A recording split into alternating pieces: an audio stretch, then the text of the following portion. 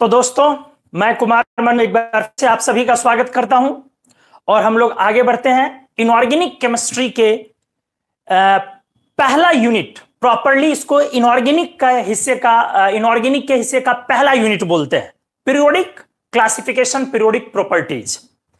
हालांकि हमारे बच्चे जो हमसे पढ़ते हैं उनके लिए ये यूनिट 2 है, क्योंकि फर्स्ट यूनिट में मैं 9th और 10th स्टैंडर्ड उन क्लासेस का रिवीजन करवाता हूं और 11th की तरफ से थोड़ा सा एटॉमिक स्ट्रक्चर मैं ऐड करके पढ़ाता हूं। तो यूनिट ये एनसीईआरटी के अकॉर्डिंग इनऑर्गेनिक की पहली यूनिट है, बट हम लोगों के अकॉर्डिंग दूसरी यूनिट है। इसमें पीरियोडिक प्रॉपर्टीज का आज इंट्रोडक्शन क्लास है। मन लगा के, अच्छे से जी लगा के आप देखें, और अगर लेक्चर समझ में अच्छी बात है, नहीं समझ में आया तो अपने डाउट्स को हमारे सामने जरूर रखें। तो चलिए दोस्तों शुरू करते हैं। पीरियोडिक प्रॉपर्टीज किसको बोला जाए? मैं आपसे पूछ रहा हूं कि आखिर पीरियोडिक प्रॉपर्टीज किसको बोला जाए? ढेर सारे प्रॉपर्टीज लिख दिए जाए तो कैसे समझ में आए कि ये वाला प्रॉपर्टी पीरियोडिक प्रॉपर्टी है या ये वाला प्रॉपर्टी पीरियोडिक प्रॉपर्टी नहीं है? बहुत सारे प्रॉपर्टीज अगर लिख दिए जाए तो कैसे समझ में आए कि पीरियोडिक प्रॉपर्टी ये है या नहीं है? इसके लिए क्या एक स्टैंडर्ड पैरामीटर सेट है। तो हमेशा जब भी इनऑर्गेनिक हम डिस्कस करते हैं तो एक बार साथ में यह भी बताते हैं कि यहां पर मिसकॉन्सेप्शन क्या है। जैसे मिसकॉन्सेप्शन मतलब गलत अवधारणा। लोगों के दिमाग में, बहुत सारे लोगों के दिमाग में गलत अवधारणा होती है कि कोई भी वैसी प्रॉपर्टी जो कि पीरियड और ग्रुप में या दोनों जगह चेंज होता है उसको पीरियोडिक प्रॉपर्टी बोलते हैं। पीरियड और ग्रुप में एक रेगुलर इंटरवल पर या रेगुलरली या फेयरली वो चेंज करता है, उसको पीरियोडिक प्रॉपर्टी बोलते हैं। बहुत सारे लोग ऐसे बोलते हैं। मेरे को भी याद है, मैंने भी शुरुआत के दिनों में मेरे को भी ऐसा पढ़ाया गया था कि पीरियड या ग्रुप में प्रॉपर्टी चेंज हो तो पीरियोडिक प्रॉपर्टी। गलत है। आ जाओ, तो सही क्या है? दो मुद्दा दोनों का दोनों फॉलो होना चाहिए। पहला, वो प्रॉपर्टी इलेक्ट्रॉनिक कॉन्फ़िगरेशन पर नेसेसरली डिपेंड करे। क्या बोला दोस्तों हमने? वो प्रॉपर्टी इलेक्ट्रॉनिक कॉन्फ़िगरेशन पर डेफिनेटली डिपेंड करे। और दूसरा, पीरियड या ग्रुप दो में से किसी एक जगह या दोनों जगह वो वैरी करे, या तो रेगुलर वैरी करे, बदले, या कभी कभी वैरी करे। ठीक है, रेगुलर या फेयर वेरिएशन। तो हमने दो चीजें बोली। Properties,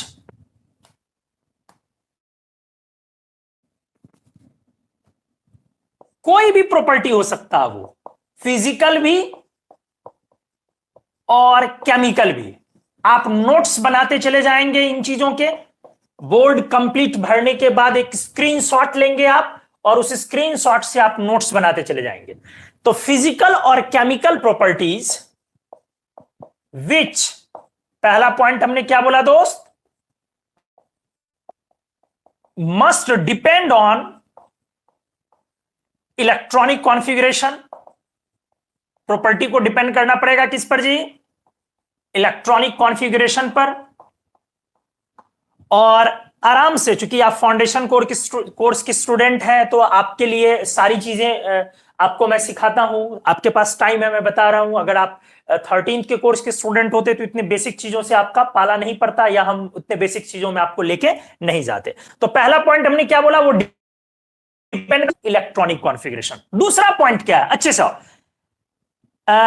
which must vary across the period और ग्रुप। पीरियड या ग्रुप में उसको वैरी करना एकदम मस्ट है, एकदम जरूरी। पीरियड या ग्रुप में वो वैरी करे, ये दोनों के दोनों कंडीशन फुलफिल होने चाहिए, तो उसको अपन पीरियोडिक प्रॉपर्टी बोलेंगे। आ जाओ, नीचे कुछ प्रॉपर्टी लिखता हूं और एक्सप्लेन करता हूं कि वो पीरियोडिक प्रॉपर्टी है कि नहीं। मजा आ जाएगा। आ जाओ, देखो ध्यान से। चलो मैं लिखता हूं साइज। चलो मैं लिखता हूं, अच्छे से देखोगे, साइज। इसके बाद मैं लिखता हूं आयोनाइजेशन एनर्जी।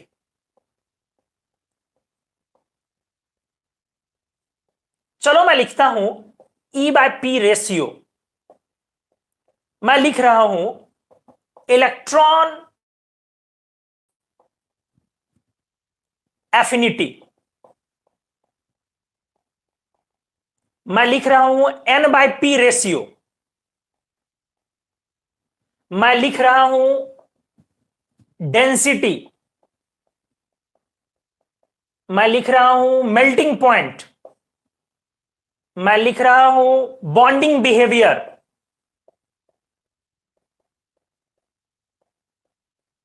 ठीक है, बहुत सारी चीजें काफी है इतने सारे एग्जांपल्स से सीखने के लिए कि कोई भी प्रॉपर्टी पीरियोडिक प्रॉपर्टी है या नहीं। आप पहला पेज, फर्स्ट पेज पढ़ाई कर रहे हैं। चलो मैं ए नंबर में लेता हूं साइज। हमने क्या बोला दोस्त, कोई भी फिजिकल और केमिकल प्रॉपर्टी पीरियोडिक प्रॉपर्टी होता है, हो सकता है अगर वो दो शर्तों को फॉलो करे।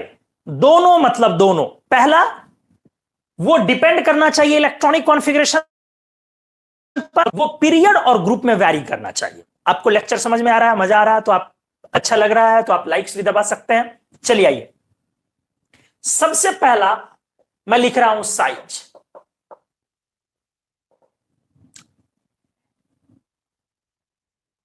अब साइज पीरियोडिक प्रॉपर्टी है कि नहीं, तो इसके लिए दो चीजें, पहला हमने क्या बोला, वो इलेक्ट्रॉनिक कॉन्फ़िगरेशन पर डिपेंड करे, और फिर दूसरा हमने क्या बोला, वो पीरियड और ग्रुप में वैरी करना चाहिए। तो मान लो कि हमने लिखा लिथियम, सोडियम, पोटेशियम, रबिडियम, सीजियम, कोई ग्रुप की कहानी। अब आप इसका कॉन्फ़िगरेशन 2-1 लिखोगे, 2-8-1 लिखोगे, एटॉमिक नंबर ऑफ पोटेशियम 19 तो 2-8-8-1 लिखोगे। हमने सेल में कॉन्फ़िगरेशन पढ़ाया है। 55 2-8-18 18-8-1 लिखोगे। तो आप क्या बोलोगे, इलेक्ट्रॉनिक कॉन्फ़िगरेशन से एक एक ऑर्बिट बढ़ रहा है, पहले 2 ऑर्बिट, फिर 3 ऑर्बिट, फिर 4 ऑर्बिट, और इसी ऑर्बिट के बढ़ने के कारण साइज बढ़ जाएगा।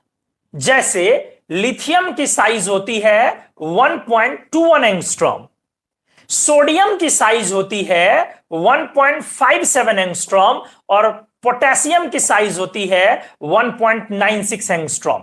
तो आप लिखें, देखें पॉइंट, साइज फंक्शन है इलेक्ट्रॉनिक कॉन्फ़िगरेशन का। बड़ा सिंपल हमने लिखा, बहुत बेसिक लेवल पे फिलहाल पढ़ा रहा हूं मैं, धीरे धीरे डेप्थ में अपन एंटर करेंगे। साइज फंक्शन, फंक्शन होना मतलब क्या होता है जी, डिपेंड करना। फंक्शन होना मतलब उस पर डिपेंड करना। तो साइज डिपेंड कर रहा है, फंक्शन है कॉन्फ़िगरेशन का, क्योंकि साइज बढ़ रहा है। क्यों बढ़ रहा है, क्योंकि सेल बढ़ रहा है। Number of orbits increases, number of orbits increases, therefore size increases. तो चूंकि 2 पॉइंट, पहला कॉन्फ़िगरेशन पर डिपेंड किया, और दूसरा size increases down the group. देखना बेटा अच्छे से, size increases down the group. तो पीरियड या ग्रुप कहीं भी एक जगह वैरी कर जाए, या दोनों कर जाए तो और अच्छी बात है। अगर दोनों जगह कर जाए तो और अच्छी बात है।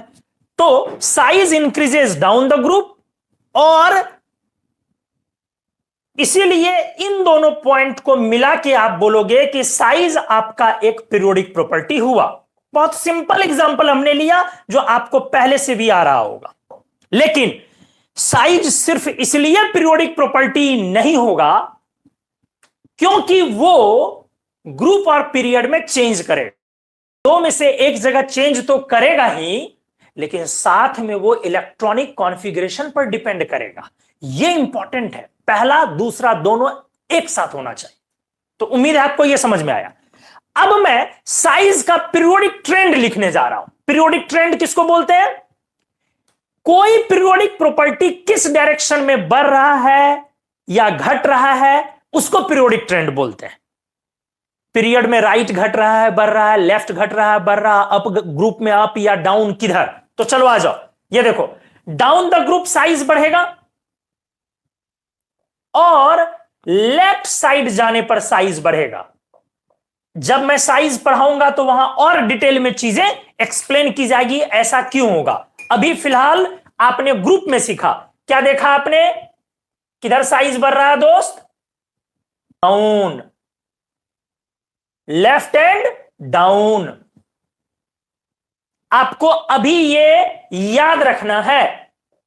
अभी आप फाउंडेशन के स्टूडेंट हैं, बहुत सारी चीजें एक साथ नहीं बोली जा सकती हैं, तो आपको याद रखना है क्या कि size left and down increase करेगा, लेफ्ट एंड डाउन इंक्रीज करेगा।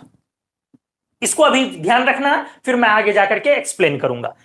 तो सेल बढ़ने के कारण यह इलेक्ट्रॉनिक कॉन्फ़िगरेशन पर डिपेंड किया, क्योंकि कॉन्फ़िगरेशन से ही तो सेल बढ़ा, और उसी के कारण आपका नंबर ऑफ ऑर्बिट बढ़ा, तो कॉन्फ़िगरेशन पर डिपेंड किया। और पीरियड ग्रुप में तो किधर बढ़ा, left and down, left and down. याद रखोगे हमेशा, किधर साइज इंक्रीज करता है, left and down.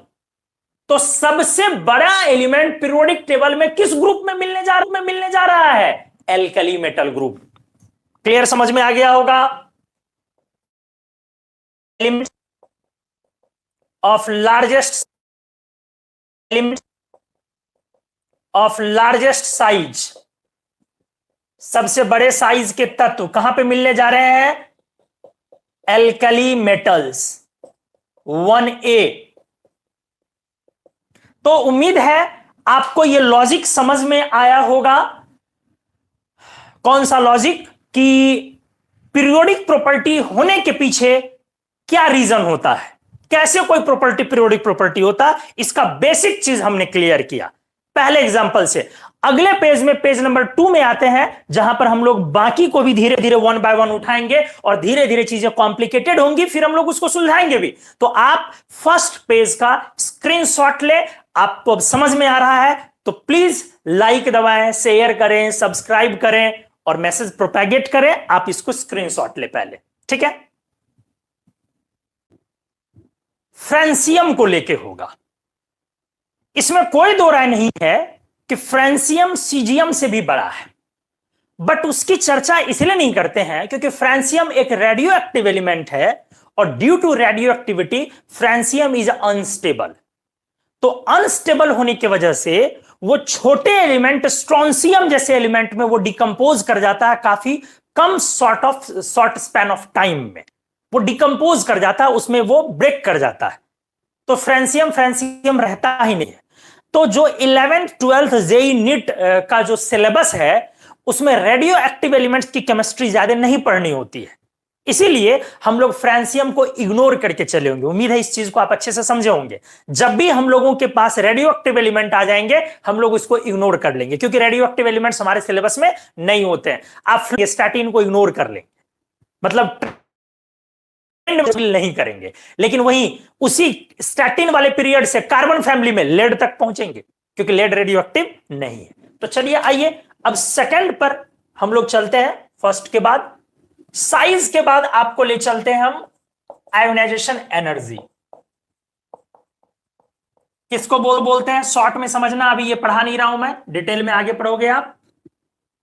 Periodic property है या नहीं, अभी ये जानना है आपको। सबसे पहले, कोई गैसियस एटम है, अगर क्या बोला मैंने, कोई गैसियस एटम, आयोनाइजेशन एनर्जी किसको बोलता है पहले समझ लो।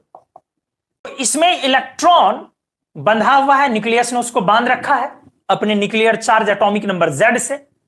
आपको इसी इलेक्ट्रॉन को निकालना है, निकालना मतलब माइनस, घटाना। तो निकाल लोगे तो बेटा क्या पड़ेगा, X+ बन जाएगा और इलेक्ट्रॉन बाहर।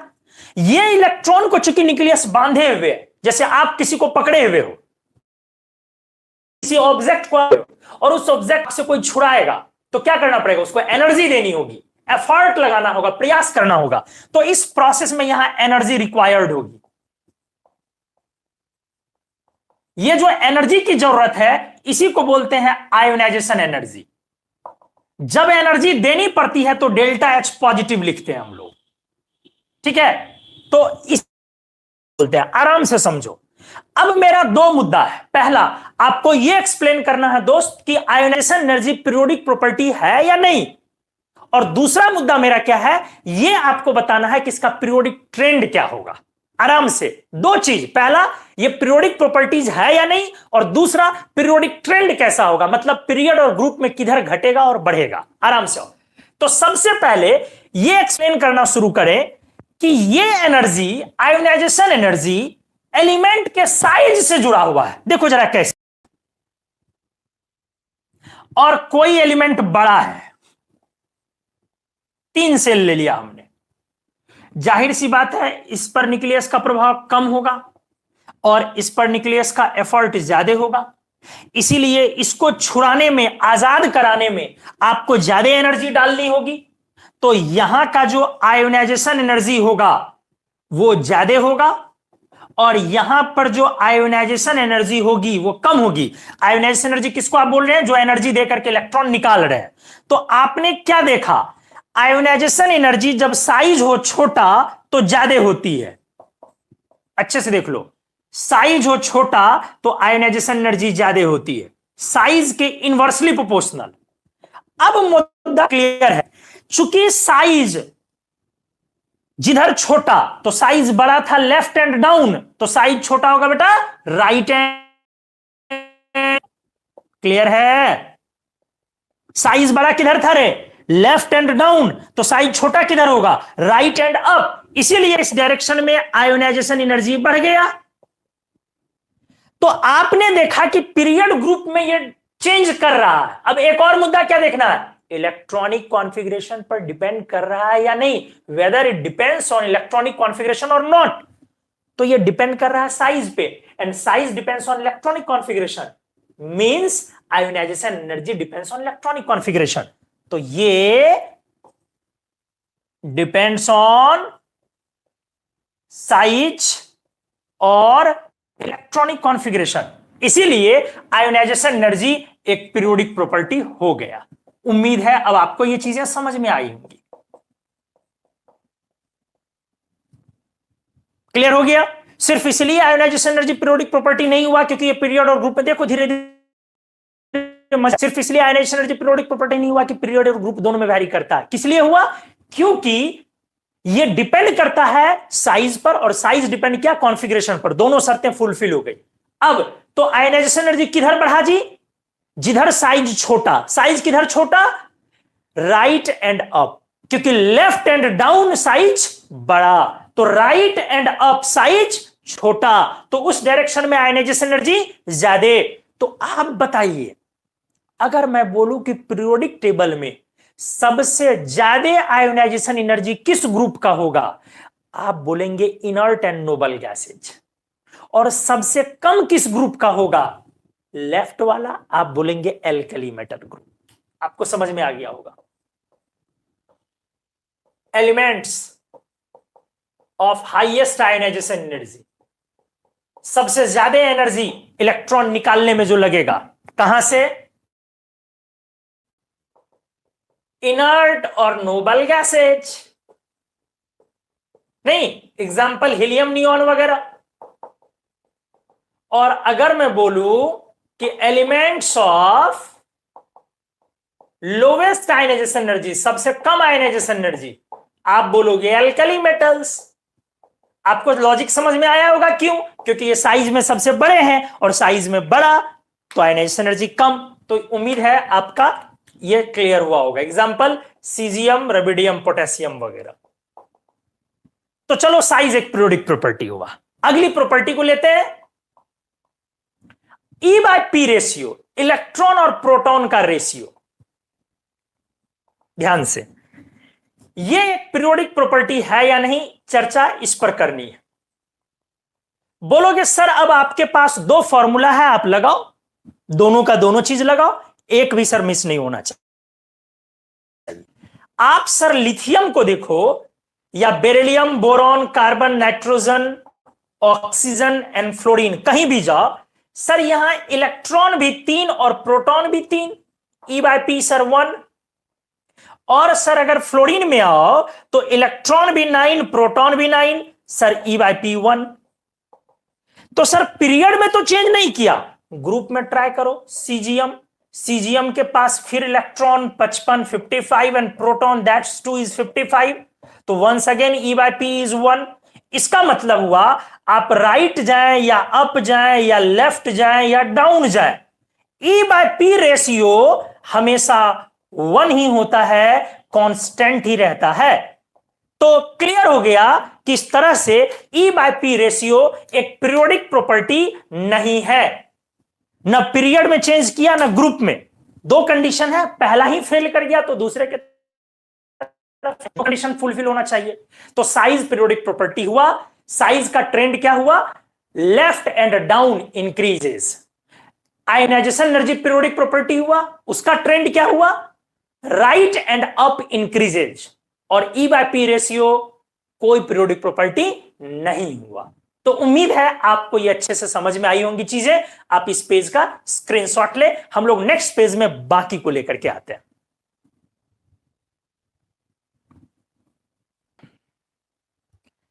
चलिए फिर C नंबर था E बाय P रेशियो। अब D पर आते हैं हम लोग। D, लाइक्स दबाते जाएं अगर आपका कॉन्सेप्ट क्लियर हो रहा है, चीजें अच्छे से इलेबोरेट हो रही है और आप समझ पा रहे हैं। D, electron affinity. तो ये ठीक आयोनाइजेशन एनर्जी का उल्टा है, ठीक है। आयोनाइजेशन एनर्जी का ठीक ये रिवर्स है। मतलब आयोनाइजेशन एनर्जी में आप क्या करते थे, कोई गैसियस एटम लेते थे और उस गैसियस एटम में इलेक्ट्रॉन ऐड करते थे, सॉरी निकालते थे। आप इसमें ऐड कर दिए, प्लस हमने डाल दिया, तो जैसे इलेक्ट्रॉन डालोगे तो एनायन बन जाएगा जी। देखो अब इलेक्ट्रॉन डालने वाले प्रोसेस और निकालने में क्या अंतर होता है, अच्छे से देखोगे। यहां पर बाउंड्री पर इलेक्ट्रॉन है ऑलरेडी, ये सारे इलेक्ट्रॉन बंधे हुए हैं किससे, न्यूक्लियस से, न्यूक्लियर चार्ज से। तो यदि कोई इलेक्ट्रॉन आप लाओगे इसके क्षेत्र में, ये इसको अपने आप खींच लेगा। जैसे कोई मैग्नेट के क्षेत्र में कोई मैग्नेटिक चीज like iron, like cobalt, like nickel metal आप ला करके रखते हैं, ठीक है। तो कोई इस, चूंकि ये पॉजिटिव चार्ज है और इलेक्ट्रॉन नेगेटिव चार्ज है, तो एटम की बाउंड्री पर इसका इफेक्ट है, असर है, जैसे मैग्नेट का इफेक्ट होता है कुछ दूरी तक। तो इस फील्ड में अगर ये आएगा तो इसको अपने आप खींच लेगा। मतलब आपको बाहर से कोई प्रयास नहीं करना होगा, ये स्वतः अपने आप जुट जाएगा। आराम से समझो, स्पॉन्टेनियस मतलब स्वतः, इसका मतलब होता है बेटा स्वतः, अपने आप, ये अपने आप जुटेगा। और जब केमिस्ट्री में प्रोसेस स्पॉन्टेनियस हो तो ऐसे प्रोसेस में एनर्जी रिलीज होती है। लगने वाले का हमने लिखा है अभी जस्ट पहले, डेल्टा H पॉजिटिव, यहां पर क्या लिखोगे, energy releasing, energy releasing step. तो जो एनर्जी रिलीज होगी उसी को बोलेंगे इलेक्ट्रॉन एफिनिटी। रिलीज होगी उसी को बोलोगे, हालांकि प्रैक्टिकल इलेक्ट्रॉन गेन एंथैल्पी बोलते हैं बट अभी चलेगा, इसी को बोलोगे आप इलेक्ट्रॉन एफिनिटी। उम्मीद है क्लियर हो गई। एक बार आयोनाइजेशन एनर्जी से इसको रिलेट करो। हमने क्या बोला था आयोनाइजेशन एनर्जी के टाइम में, हमने बोला कि गैसियस एटम से, हां एटम गैसियस ही लिया जाता है, गैस मतलब अकेला फ्री गैसियस, क्योंकि सॉलिड में ऐड करना और निकालना ये सब बहुत डिफिकल्ट होता है, तो प्रोसेस आसानी से हो जाए इसलिए गैसियस हो। तो गैसियस एटम से इलेक्ट्रॉन निकालने में एनर्जी देनी पड़ती थी क्योंकि वो इलेक्ट्रॉन बंधा है न्यूक्लियस से, और गैसियस एटम में इलेक्ट्रॉन ऐड करने में एनर्जी देनी नहीं पड़ती, एनर्जी रिलीज होती है क्योंकि ये अपने आप, जब आप इसके फील्ड में इलेक्ट्रॉन को ले गए तो ये अपने आप खींच लिया। तो जब प्रोसेस स्पॉन्टेनियस हो तो वहां पर एनर्जी रिलीज होती है, एनर्जी रिलीजिंग स्टेप है। जो रिलीज एनर्जी है उसको बेटा आप इलेक्ट्रॉन एफिनिटी बोलते हो। बेसिक लेवल पे हमने क्लियर कर दिया एफिनिटी क्या है। तो सर इलेक्ट्रॉन को गैसियस एटम में ऐड करो, जो एनर्जी रिलीज होगी दैट इज इलेक्ट्रॉन एफिनिटी, ठीक है। अब दो मुद्दा, पीरियोडिक प्रॉपर्टी है कि नहीं, और दूसरा डायरेक्शन क्या है। आराम से दोनों मुद्दे को क्लियर किया जाए। सबसे पहले सोचा जाए, जैसे छोटे एटम और बड़े एटम में, छोटे एटम से इलेक्ट्रॉन निकालना मुश्किल था, ज्यादा एनर्जी डालनी पड़ी क्योंकि इलेक्ट्रॉन न्यूक्लियस के करीब था। तो छोटे एटम में ऐड करना आसान होगा या बड़े एटम में इलेक्ट्रॉन ऐड करना आसान होगा। क्या पूछा मैंने, छोटे एटम में इलेक्ट्रॉन ऐड करना आसान होगा या बड़े एटम में ऐड करना आसान होगा। तो आप सोच चुके होंगे अब क्या होगा, अब मैं बता दूं। छोटे एटम में ऐड करना आसान होगा, क्योंकि बात वही है, बाउंड्री और न्यूक्लियस के बीच की दूरी कम है, तो बाउंड्री पर न्यूक्लियर चार्ज का प्रभाव, ठीक है। तो आराम से आओ, क्या बोला मैंने, मान लो कि कोई एटम हमने लिया, ये न्यूक्लियस है, हमने लिया ये, और एक तरफ हमने लिया ये 3 सेल।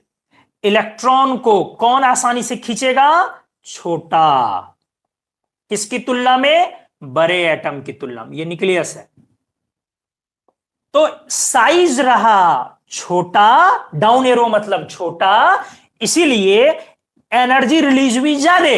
तो electron affinity inversely proportional size. आराम से देख बेटा, अच्छे से। तो आपका क्लियर हो गया कि इलेक्ट्रॉन एफिनिटी फंक्शन हुआ साइज का, और साइज फंक्शन इलेक्ट्रॉनिक कॉन्फ़िगरेशन का। तो ये डिपेंड कर गया डायरेक्टली इनडायरेक्टली, जो बोलो, इलेक्ट्रॉनिक कॉन्फ़िगरेशन पर। दूसरा मुद्दा, साइज किधर छोटा, राइट, और किधर अप। जिस डायरेक्शन में साइज होगा छोटा, उस डायरेक्शन में इलेक्ट्रॉन एफिनिटी होएगी ज्यादा। जिस डायरेक्शन में साइज होएगा छोटा, उस डायरेक्शन में इलेक्ट्रॉन एफिनिटी होगी दोस्त ज्यादा। इसीलिए आपका क्लियर हो गया कि इलेक्ट्रॉन एफिनिटी एक पीरियोडिक प्रॉपर्टी है। अब फिर मैं बोलूंगा, अगर आपसे बोला जाए कि सबसे ज्यादा इलेक्ट्रॉन एफिनिटी पीरियोडिक टेबल में किस ग्रुप का होगा, तो आप बोलोगे सर राइट साइड। तो राइट तो जाके इनर्ट नोबल गैस है, लेकिन यह तो साफ अंधे को भी समझ में आ सकता है, इनर्ट नोबल गैस में इलेक्ट्रॉन कैसे ऐड करोगे बे। इसीलिए सबसे राइट होने के बावजूद इनर्ट नोबल गैसेस की इलेक्ट्रॉन ज्यादा नहीं होएगी, क्योंकि उनके आउटर मोस्ट ऑर्बिट फुल है, तो वो इलेक्ट्रॉन लेना ही नहीं चाहेगा। हैलोजेंस की, अगर आप हैलोजन सोच रहे हैं, बहुत सही, तो यहां पे क्लियर लिख दूं, elements of highest electron affinity, कौन आ गया, हैलोजेंस 7a। तो चलो, कितने अच्छे से हमने एक्सप्लेन किया कि इलेक्ट्रॉन एफिनिटी पीरियोडिक प्रॉपर्टी है। कैसे है, वो डिपेंड किया साइज पर, और साइज डिपेंड किया कॉन्फ़िगरेशन पर, और size right and up decrease कर रहा है, इसलिए राइट और अप जाने पर इलेक्ट्रॉन एफिनिटी इंक्रीज करेगा। What is electron affinity, it is the amount of energy released, कब, when an extra electron is added, कहां पे, टू गैसियस एटम, उसके आउटर मोस्ट ऑर्बिट में, और कहां पे, और आयनाइजेशन एनर्जी में क्या होता है, एनर्जी रिक्वायर्ड, कब, when an electron is removed, किससे, फ्रॉम आइसोलेटेड एटम के आउटर मोस्ट ऑर्बिट से। तो उम्मीद है हमने आपको अच्छे तरीके से यह समझाया कि कैसे एफिनिटी भी एक पीरियोडिक प्रॉपर्टी हुआ। अगला जो हम लोग लेने वाले हैं, अगली बारी N/P रेशियो का है। हिंदी सिनेमा नहीं चल रहा है, या साउथ की कोई मूवी नहीं चल रही है कि बीच में एक्शन वैक्शन आएगा, कोई किसी को उठा के ले जाएगा, फिर बाहुबली आएंगे, फिर किसी तरीके से महल में प्रवेश करेंगे, फिर कटप्पा का साथ मिलेगा, और फिर जो वो क्या थे, नाम भूल रहे हैं उनको, तो उनको कूट दिया जाएगा, और इस बीच में मजा बहुत आएगा। बेटा यहां तो इलेक्ट्रॉन प्रोटॉन न्यूट्रॉन ही चलेगा, इसके अलावा कुछ नहीं है, यहां यही चलना। हम इलेक्ट्रॉन, बाहुबली प्रोटॉन, और कटप्पा न्यूट्रॉन, और एटम कौन है, माहिस्मती बे, माहिस्मती एटम है। चला अगला, E, N/P रेशियो। वीडियो पर बने रहे। मेरा सवाल है कि यह एक पीरियोडिक प्रॉपर्टी है या नहीं। आप बोलोगे कि सर चलो लिखता हूं, ट्राई करता हूं, अब हम लोग भी बनाए सर थोड़ा बहुत। सर 37 और सर 919, तो सर N/P आराम से, न्यूट्रॉन इज 4, 7 - 3 4, और प्रोटॉन इज 3, और N/P न्यूट्रॉन इज 10 और प्रोटॉन इज 9। तो 4/3 से आप 10/9 गए, तो N/P वैल्यू कांस्टेंट रह गया कि वैरी कर गया? वैरीज, बदल गया। तो बदल गया इसका मतलब ये एक पीरियोडिक प्रॉपर्टी हो गया, क्योंकि N/P रेशियो चेंज हो रहा है, तो इसका मतलब है N/P एक पीरियोडिक प्रॉपर्टी हो गया। एक जगह भी चेंज कर गया, गलत है, गलत है। हमको नहीं पता है कि ये पीरियोडिक प्रॉपर्टी है या नहीं है, बट आपने जल्दबाजी में बोल दिया, गलती ये है। हो सकता है वो हो, बट हमने क्या बोला? दोनों के दोनों कंडीशन फुलफिल होने चाहिए। अब सेकंड कंडीशन पर आते, हो सकता है कि हो, फिर हम रेक्टिफाई कर लेंगे, फिर बेटा के उसको करेक्ट कर लेंगे। तो आइए, अब सेकंड कंडीशन क्या था? इलेक्ट्रॉनिक कॉन्फ़िगरेशन पर डिपेंड करना चाहिए। आप ही सोच के देखिए ना, क्या न्यूट्रॉन की संख्या को इलेक्ट्रॉनिक कॉन्फ़िगरेशन से कोई लेना देना है? बिल्कुल नहीं। इलेक्ट्रॉनिक कॉन्फ़िगरेशन इलेक्ट्रॉन से होता है। क्या प्रोटॉन की संख्या को इलेक्ट्रॉनिक कॉन्फ़िगरेशन से लेना देना है? बिल्कुल नहीं। प्रोटॉन की संख्या को इलेक्ट्रॉन से कोई लेना देना नहीं है। तो ये फंक्शन नहीं है इलेक्ट्रॉनिक कॉन्फ़िगरेशन का, फंक्शन नहीं है, मतलब डिपेंड नहीं कर रहा है किस पर? इलेक्ट्रॉनिक कॉन्फ़िगरेशन पर। इसीलिए ये पीरियोडिक प्रॉपर्टी कहे जाने है। समझ में आया? तो N/P रेशियो एक ऐसा एग्जांपल है जो पीरियड और ग्रुप में वैरी करता है, but still it is not a periodic property. क्यों? Because it does not depend on electronic configuration. तो for being a periodic property, any physical और chemical property must follow two rules. First of them is it must depend on electronic configuration, and second one of them is it must vary across the period or the group. तो ये periodic property नहीं हुआ। इसीलिए मैंने पहले बोला, सबसे पहले मैंने क्लियर किया कि बेटा आमतौर पे लोग बोल के निकल जाते हैं कि पीरियड और ग्रुप में रेगुलर और फेयर इंटरवल पर वैरी करे तो उसको पीरियोडिक प्रॉपर्टी बोलते हैं। ये गलत कॉन्सेप्ट है। हमने सबसे पहले यही लाइन बोला था, और शुरू में आसान एग्जांपल आ रहे थे, बट N/P रेशियो से थोड़ा सा अच्छे से और क्लियर हुआ होगा। तो उम्मीद है आप इसको जम के, जो अच्छा लगा होगा आपको ये एग्जांपल, मैं अगले में एप्लीकेशन में अगले पेज में और अच्छा एग्जांपल आपको लाता हूं। जल्दी से आप स्क्रीनशॉट ले।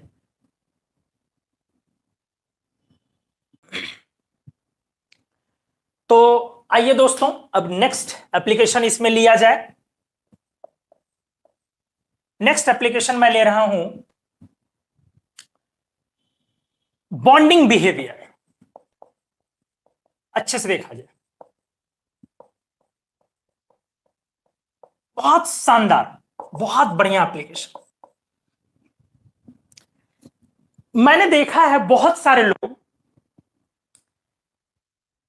एक चीज बताते हैं कि पीरियोडिक प्रॉपर्टी कोई भी फिजिकल और केमिकल प्रॉपर्टी हो सकती है, और उसका एक सर्टेन यूनिट होता है। यूनिट समझते हैं, जैसे स्पीड की यूनिट है, फोर्स की यूनिट है। तो बहुत सारे लोग ये बात बोलते हैं कि कोई भी प्रॉपर्टी पीरियोडिक प्रॉपर्टी होगी, पीरियड ग्रुप में वैरी होना चाहिए। ठीक है, तो मैं इस चीज को भी यहां लिख रहा हूं। लोग बोलते हैं कि पीरियोडिक प्रॉपर्टी का एक सर्टेन यूनिट होना चाहिए। यूनिट जिन चीजों का होगा वो डायमेंशन भी होगा उनका। डायमेंशन आप समझते हो। जरा इस चीज की, इस फैक्ट के सत्यता की भी अपन जांच करेंगे, प्रूफ ढूंढेंगे कि कितना ये फैक्ट सही है। तो bonding behaviour, behaviour is what? Behaviour is व्यवहार। बिहेवियर इज व्यवहार। तो जाहिर सी बात है, व्यवहार तो एक यूनिटलेस प्रॉपर्टी होगी। जाहिर सी बात है, बिहेवियर तो यूनिटलेस प्रॉपर्टी होगी, उसका कोई यूनिट नहीं हो सकता। व्यवहार का क्या यूनिट होना? व्यवहार का कोई यूनिट नहीं होगा। तो व्यवहार तो एक यूनिटलेस प्रॉपर्टी, अब उसका यूनिट नहीं है, वो हमने कर लिया। अब ये पीरियोडिक प्रॉपर्टी अगर है, तो एक तो दिखाओ कि कॉन्फ़िगरेशन पर डिपेंड करे, और दूसरा दिखाओ कि पीरियड और ग्रुप में वैरी करें। नजरें जमाए रखें, अच्छे से देखो। ठीक से, आप तीन तरह के बॉन्ड बोलते हैं। एक कोवेलेंट बॉन्ड, अच्छे से थोड़ा भी मिस करोगे तो ये वाली चीज समझ में नहीं आएगी। एक आयोनिक बॉन्ड, जो सिंपली जिसकी वजह से मॉलिक्यूल बनते हैं। और एक नया मैं पढ़ाऊं, अगर आपको आता हो पहले से तो अच्छी बात है, मेटेलिक बॉन्ड। कोवेलेंट बॉन्ड आपको पता होगा बेटा, ये non metal plus non metal मिलके बनाते हैं, मालूम होगा दोस्तों आपको। जैसे एग्जांपल में फ्लोरीन प्लस फ्लोरीन, एफ, ठीक है। तो इस तरह से करके H2 वगैरह वगैरह इटीसी। और आयोनिक बॉन्ड मेटल और नॉन मेटल मिलके सामान्य तौर पर तैयार करते हैं, सामान्य तौर पर। एग्जाम्पल में जैसे सोडियम और फ्लोरीन मिलके NaF, Na प्लस जो F माइनस आप बोलते भी हैं। मेटेलिक बॉन्ड मेटल और मेटल मिलकर के तैयार करते हैं। एग्जाम्पल एक ले लो, Na3Bi। आपको पता होगा कि बिस्मथ एक मेटल है, कोई इसमें शक नहीं होना चाहिए, हमने आपको करवाया है। Boron, aluminium, gallium, indium, thallium, classification अगर आप याद करें, मेटल नॉन मेटल और मेटलवाइड का क्लासिफिकेशन हमने किया था, बहुत अच्छे से क्लास।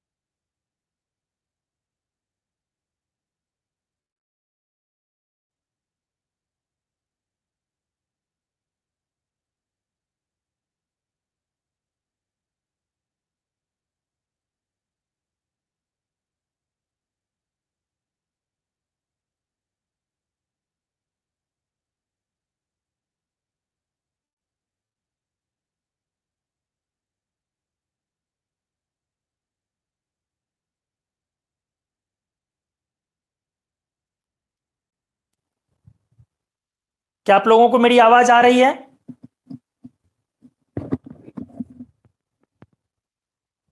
क्या आप लोगों को मेरी आवाज आ रही है?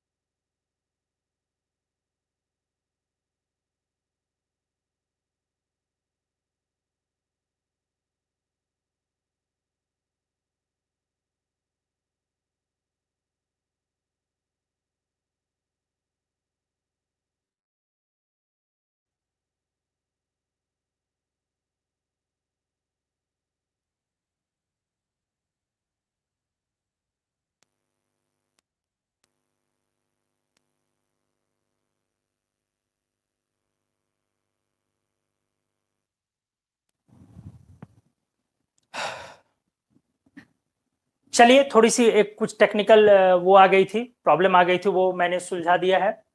अब आप जरा बताएं